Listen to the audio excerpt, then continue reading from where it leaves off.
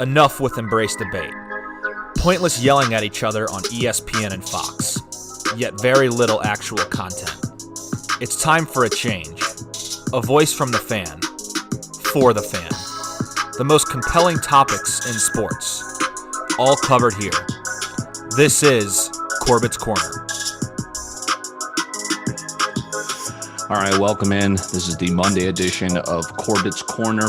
I'm Dylan Corbett here with you. Been a while again, as it has been kind of spring has been tough to get a schedule knocked down. We will be getting another episode of Winging It coming up here at its usual date on Wednesday, and then I'm off to Scottsdale for Matty Ice's bachelor party. So Thursday, a little Twins game in the morning, afternoon, catch a flight to Scottsdale by the night. So we'll be spending the weekend there. Should be a lot of fun. Let's get into the Kentucky Derby, a record 7th win for trainer Bob Baffert. Have you gotten into horse racing? Obviously, everyone is into the Kentucky Derby. If you're a little bit more into it, like myself, you got the Triple Crown races, the Preakness stakes coming up in 2 weeks, again, back on its normal Triple Crown schedule after the 2020 coronavirus pandemic upended the entire schedule of sports. Right now, we're starting to get back on a more normal schedule, even though the pandemic is still very much upon us. But horse racing back to its normal schedule, the Belmont Stakes. Incidentally, I've been to Belmont. I would love to go to the Kentucky Derby, Preakness. Would love to go to Santa Anita, many different horse racing spots. Canterbury Park is here in Minneapolis, Minnesota suburbs, Minneapolis suburbs. So I do like going there. And once the racing season begins here at Canterbury, which I believe is this month, I'm going to be going there a lot. So exciting. Horse racing, I got into it because of the pandemic, slowed every sport down. Horse racing was there for us. A little good old place in, I think it was Grand Island, Nebraska, named Fonner Park. Really helped our gambling addictions with sports being gone. So 7th in a row for Bob Baffert. So basically, and this was cool because I got to see all these names as I was following horse racing. Now I got to actually see them in person, as NBC, I thought, did a great job, as they do every year with the Kentucky Derby, kind of putting a face, a story, a voice behind Todd Pletcher, Steve Asmussen, all these different legendary trainers. The jockeys finally got to put a face to the names I've seen with Irad Ortiz Jr., Rosario, Vasquez. It's been incredible. And of course, Bob Baffert, probably the most famous, as he is one of the trainers of horses. It's now 7 winners in the Kentucky Derby. Medina Spirit. I heard it both ways. It talks both ways. 12-1, cash it wire to wire. I lost. I had a pick 5. I did not have Medina Spirit. Again, it's a Spanish city, I believe, that the name of the horse is named after. We're going to go with Medina Spirit from here on out, as that's what I've heard. But 12-1, I left him out of a pick 5 because it was kind of a long shot, right? Bob Baffert, you don't usually see 12-1 next to any of his horses' names, especially in the big races. And so I basically hedged out. I was like, geez, if it isn't one of my 4 horses I've picked to move on in this pick 5, God damn it, it's probably going to be Bob Baffert again. So he won in September for the 6th time in the coronavirus running of the Kentucky Derby. And then it was, of course, this year in the first Saturday of May, returning to its normal day there, and he wins. It was an exciting race again, too. He went wire to wire, but at the top of the stretch there was certainly another chance for an even bigger long shot to maybe overtake Medina Spirit. So Baffert gets it done. 7. That is right. They actually did a really cool interview with Bill Belichick and Bob Baffert, both winners of 6 kind of Super Bowls. The Super Bowl of horse racing is the Kentucky Derby. Baffert makes it 7 on Saturday. So the Preakness coming up in 2 weeks. Are we going to have a Triple Crown winner in Medina Spirit? I said I was going to keep it with Medina, and I keep switching back and forth. I doubt it. The odds are heavily against a Triple Crown winner once again, but we'll see. The Preakness in 2 weeks, the Belmont Stakes 3 weeks after the Preakness, 5 weeks from today. Okay, NFL draft, obviously, we're going to touch on that. And in case you didn't know, the NBA playoffs, NHL playoffs begin this month. So May gets a little sleepy in the sports season. No, we've got playoff action in the NHL, in the NBA. So it's going to be a big month, and we'll hope you keep it locked here on Corbett's Corner, CorbettSports.com for all your different menu options for the podcast network. Okay, and then we'll briefly touch on how baseball's just kind of been Have you guys been into baseball? I guess we'll start there. It's been way too many strikeouts, and that's been the trend lately. It's almost becoming unwatchable, the amount of strikeouts. It's either home run, strikeout, and I'm a lover of the home run, but shit, when there's only like 3 hits by a team and 2 of them are solo home runs, and then the team strikes out 15 times that game, that's not fun to watch. I don't know if it was the 60-game sprint we did last season, the coronavirus, that the Dodgers ended up winning, and now we're back to 162. Everyone's kind of mushed together in the standings right now. It's hard to really make, even after a month of baseball, any assertion because it's not a big enough sample sizes. We're now back to this 162-game schedule. Twins aren't looking that great, but they're, only a couple games back of the Royals, Red Sox, teams that you think may or may not stay at the top of the standings. They'll fall off eventually. We're still in the trial period here, back to the 162. Injuries are racking up. I mean, the Dodgers haven't even had Bellinger so far this season, and they're still one of the best teams in baseball. But the strikeouts, I mean, it's almost becoming unbearable to watch at some points. The Cardinals right there, my team at 500 baseball.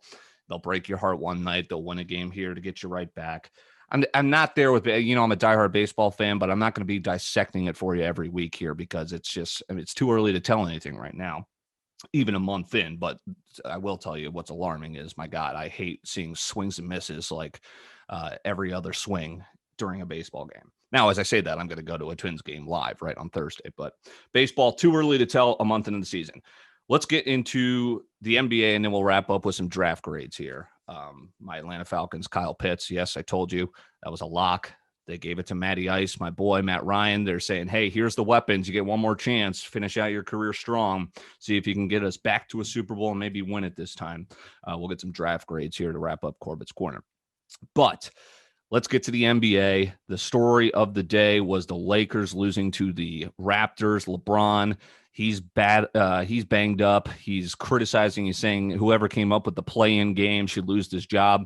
I'll direct you to an article from, I believe it was NBC Sports, in which a couple months ago when this was introduced, LeBron James was saying he was all for the play-in game. Well, except when you're the Lakers and you have to play in the play-in game, right? Still too early to tell in the Western Conference. I believe there's 3 teams kind of in 5, 6, and 7. 7 through 10 are that play-in scenario, and that's where the Lakers are hovering if they don't have the tiebreaker over Portland right now. LeBron, it is reported, sitting tonight against the Nuggets. What does that mean? Probably another loss. The Western Conference is crazy. Suns, Jazz, they're at the top. Clippers in the 3 spot. Again, I think the Clippers are the best team in basketball right now. I said that last year as well, and of course they get bounced in the second round, don't even make it to the Western Conference Finals. They get bounced by the Nuggets. Keep an eye on the Nuggets. They return everyone. It's a dangerous team. Nikola Jokic making an MVP bid, but I've told you all season long, he's not going to take it away from my guy Joel Embiid. Embiid is back. Sixers are back in the top of the standings, and it is their conference to lose in terms of the Eastern Conference to cash my plus 525 ticket to win the East. So I'm hoping they control their own destiny. Why do I say that? They've got 6 games left. The Nets just lost 2. Sixers have won 4 straight, and the Nets have the tougher remaining schedule. I honestly think the Sixers could go 4-2, lock this thing up, and cash that ticket as the Eastern Conference champs. And there's a clear tier system going on in the Eastern Conference. You've got at the top the Sixers, followed by the Nets, Bucks, whatever order you would place them. Whoever you think is going to be the best team, right? Sixers actually play defense, whereas the Nets have 3 different guys that could take a final shot and break your heart. However, they don't play defense. Are the Bucks a little bit of a more balanced side? Are they going to finally break through with Giannis Antetokounmpo? So that's the top tier. And then you've got the Knicks, right? They're the 4 seed, the Knicks, the Heat, the Celtics. They're just a little bit lower, but the Heat, of course, the reigning Eastern Conference champs. If they get there, you're seeing the quotes from Jimmy Butler, just get me there and I'll do the rest. Now, he proved it last year in a bubble. I'd like to see him prove it outside of the bubble again this year. I think the Sixers are dangerous. Their lack of performance in the postseason scares me a little, but it's certainly going to help if they're that first overall seed. And I think they do lock that up. So that'll be a nice. I've been terrible betting NBA overall. I think I'm down 30 units on the season. But if I hit the Sixers and Embiid for MVP and the Eastern Conference champs, that'll at least lick some of the wounds. Yeah. Who do you like in the West? Insanity, Clips, Nuggets. Who's the best team? Are the Lakers still the best team? That's the story now. Oh, they're sliding. They're going to be in the play-in game. They're going to miss the playoffs. 80 this, LeBron that. Are they one and done after the championship? All in all, they're still the Lakers if they're healthy, which I don't think they still are. Remember, AD and LeBron coming back from injury. LeBron's still clearly banged up. AD's playing like he's still banged up. But once the postseason hits, I mean, you doubting LeBron James, I've done it many times, and it's bit me in the ass. I don't know if I'll be doing it again. But the West is certainly an interesting story in the NBA. All right, let's wrap up the NFL draft. Bears fans, where are you at? I think you guys everyone was talking about the 49ers. I think you guys got the quarterback. Now, of course, it's Trevor Lawrence. He was going 1 overall. But I was talking about this last week before the draft, looking at all these 5 in college, just on paper, and obviously seeing Trevor Lawrence, Justin Fields, Mac Jones play in college. But on paper, all 5 of these guys should be excellent. I mean, I think this might be one of the best quarterback classes we've seen, and that's why we saw all these guys go in the top 15, right? Davis Mills got selected by the Houston Texans. Kellen Mond to the Vikings. There's some interesting late round ones too. Ian Book to the Saints. So even looking in the later rounds, you could find some gems here. This would be an incredible quarterback class if, all 8 of these guys turn into NFL starters, right? And the possibility is there. I think the Bears had the best draft. Why? Because I think they got the best quarterback. In terms of fit, I think Justin Fields gives the Bears a team that made Mitchell Trubisky almost a 500 quarterback all these years. Imagine what they could do with Justin Fields. They traded up in the draft. They saw, I believe this was accurate, the Bears were after the Pats, right? So they traded up and wanted to steal Justin Fields from them. I could be wrong on that, but they obviously traded into that 11th slot and take Justin Fields. And look at that NFC North, a disgruntled Aaron Rodgers, Vikings. I don't think they're going to do anything. They're a pertinent 7-9 franchise every year. Did they get much better spending a 3rd round pick on Kellen Mond? Did that give Kirk Cousins a little, hey, maybe you should do it this year, Kirk? So it was interesting.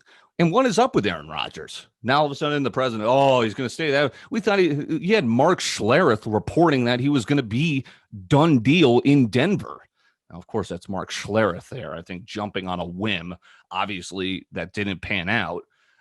Is Rodgers going to be wearing the green and gold this year? Is he going to be wearing it next year when his contract's officially up? A lot of questions there around the NFC North. Probably favored again, right? The Packers. And the Lions, what did they do? They got Penei Sewell, which is great. I think that dude's a lock Hall of Famer in terms of an offensive tackle, but he's blocking for Jared Goff. I mean, is that helping? Is that actually helping the Lions hold on to the football and then Goff make an errant decision and maybe throw a pick? I don't know. I love what the Falcons did. I would have loved if they went Penei Sewell, as long as they didn't draft a quarterback of the future, and they didn't. They signed undrafted free agent Felipe Franks, which I love. My God, here's a former Florida quarterback, had success in his grad transfer year at Arkansas, and they don't spend draft capital. They basically sign a quarterback for free, and they took a flyer on him. So I love it. Kyle Pitts, he's a weapon. He might be the best offensive player in this draft. He also might be a bust. No one has drafted a tight end this high ever, and leave it to the Falcons to be the first to cross that off that list. So I love the move. Not everyone does, and I think we'll just have to wait until September to see if this will pan out. I had someone say, rookie of the year, Kyle Pitts. No. God, you see how many mouths you have to feed on that Atlanta offense? Julio, Ridley, now Pitts, Mike Davis, Cordarrelle Patterson. That was the other. So Pitts is going to be, split up amidst 5 different options. Even Hayden Hurst, the other tight end, is going to get some targets too. Falcons didn't get a running back. I would have loved to get Trey Sermon. I think he went towards the end of the 3rd round. I had him pegged more of a top of the 4th round steal for the Falcons, but they did get a nice offensive tackle. They addressed the defense and, of course, got Kyle Pitts. So it's go time, Arthur Smith. It's go time, Matt Ryan, Julio. Let's get back into the playoffs here, please. Atlanta, my squad. Love seeing Boston College guys get drafted. Isaiah McDuffie goes to Green Bay. He is a linebacker. He was a 6th round pick, and that's 2 BC guys in the last 2 drafts now that the Packers have taken. Of course, A.J. Dillon Will he break out in his second year, or is Aaron Jones, newly to that signed contract, once again renewed with the Packers, going to steal most of those carries? Dillon had a good rookie year, and of course that was a rookie year in which his carries weren't that substantive, and then I don't even know if that was a word, substantial, and then he also was dealing with COVID too. So we'll see what his year two will have in store for AJ Dillon, and now he's got a former teammate there with him, and then Isaiah McDuffie. Can't say they didn't get Aaron Rodgers, a playmaker, in this draft. How about Amari Rogers late? He was the Clemson receiver that had, I think it was like almost career-threatening injuries that took him out of this year, and now I guess he's hoping to continue playing football. He's a very talented receiver, and that could be another potential weapon they put in the slot, maybe opposite Davonte Adams. So they definitely did get a weapon there in Amari Rogers for Aaron Rodgers, in addition to the BC guy. Quarterback that was not really on too many people's radars, but this caught my eye. How about Sam Ehlinger, the Texas quarterback? He gets drafted by the Colts, and now I'm thinking, like, wait a second, okay, was this their quarterback of the future? No, maybe you would have forgotten earlier in the offseason, Carson Wentz traded to the Colts. He's replacing Phillip Rivers, who retires. I'm still not sold on Wentz, and I'm definitely not sold on his injury history. So keep an eye out for Sam Ehlinger. He might get thrust into the fire, so to speak, behind center for the Indianapolis Colts quicker than people may have imagined, because I don't trust Carson Wentz to stay healthy, and I also don't trust him to keep his job with the amount of times he turns the ball over, whether it be through the air or on the ground. So keep an eye out for Sam Ehlinger. I thought was an interesting late round pick by the Colts. How about the tandems? You got Trevor Lawrence, Travis Etienne, the Clemson backfield, so to speak, are reuniting down in Jacksonville with Urban Meyer. You had Davonte Smith getting traded up and drafted by the Eagles to bring him back with Jalen Hurts, right, when they were together at Alabama. Jamar Chase gets selected 5th overall by the Bengals. Joe Burrow told him that morning, texted him, pack your bags. So that was apparently locked in before the draft even started. A lot of people thought Penei Sewell would end up there, but Jamar Chase went number 5. So the offensive tandem is certainly interesting. The other one, too, I left out, Jalen Waddle, who went one pick after Jamar Chase, the Alabama receiver. People are wondering, is it going to be Heisman winner Devontae Smith? Is it going to be Jalen Waddle? Waddle gets the call 6th, goes down to Miami. Nice spot there. Gets Tua a weapon. They're reunited. Alabama. And they also, so I saw Miami was really wanting Kyle Pitts, and they potentially could have had him. Remember, they traded the 49ers, their 3rd overall pick, which originally belonged to the Texans. Dolphins traded out of that pick. That was your spot if you wanted Pitts. I think it worked out for the better. You got former BC linebacker Brian Flores, head coach of the Miami Dolphins, personally calling the number 2 tight end on the board, according to Mel Kiper. It didn't work out this way. In fact, Hunter Long, BC guy, slid a little bit to the Dolphins, and I think they got a steal. It's not Pitts, but it's a pretty damn good consolation prize. I love to see what Hunter Long is going to do for fellow BC alum head coach Brian Flores for the Miami Dolphins. Now you've got, think about this, you've got Devontae Parker, you've got Jalen Waddle, you got Mike Gesicki, who is a very underrated tight end, and he's a monster. He's built like George Kittle. And now you got a very nice pass-catching tight end in the draft at some great value in Hunter Long. Can Tua get it done with those guys? Can't say they didn't give him weapons, at least in this draft. So congrats to, I always love seeing the BC guys do well. Hunter Long, nice spot to get drafted heading down to Miami, South Beach. How much will Mac Jones play? I mean, that's a serious question. The Patriots immediately after drafting him 15th, Bill Belichick comes out and says Cam Newton is our guy. Cam Newton, if you watch most of the Patriots games last year, certainly did not look like a guy. Looks like that shoulder is shot. He can barely throw. So when will Mac Jones start? Is it a full year project? You know, Bill is so coy about these things. He's never going to give away the game plan. So I really wonder when we will see Mac Jones. He says it was a blessing to get drafted by the Patriots, and I think it will eventually work, but I'm just wondering how they plan to implement him here in year 1. And yeah, okay, you got the quarterback now. You've seen what's happened the last 2 years, the weapons Brady tried to throw to, and then the weapons Newton tried to throw to. How's Mac Jones going to do with that? He went from having the best weapons at Alabama in the country to having, you know, lackluster guys like Rex Burkhardt trying to bail him out. So interesting. I like the pick. It's a Patriots pick getting Mac Jones, but how will it pan out? Is it Brady? Is it Bill? Brady showed us last year. Now it's your move, Bill. Whatever happened to Zach Wilson? I mean, first of all, he was the meme of the draft. He looked like he was 10 years old. Video comes out of him spraying a water bottle all over his face sensually. He's, looked very uncomfortable not being in good old Utah, right? He looked very out of sorts. And now all of a sudden you're throwing him into the sewage that is the New York media market, especially for Jets football. Best of luck. It swallowed up Mark Sanchez. It swallowed up Sam Darnold. Now you got the good old Utah boy coming in there. How is that going to work? I don't know. Again, the numbers back it up. He had an incredible year for BYU. They didn't play a single ranked opponent, and now he is behind the New York Jets offensive line, behind the embarrassment that has been the New York Jets the last 30 years.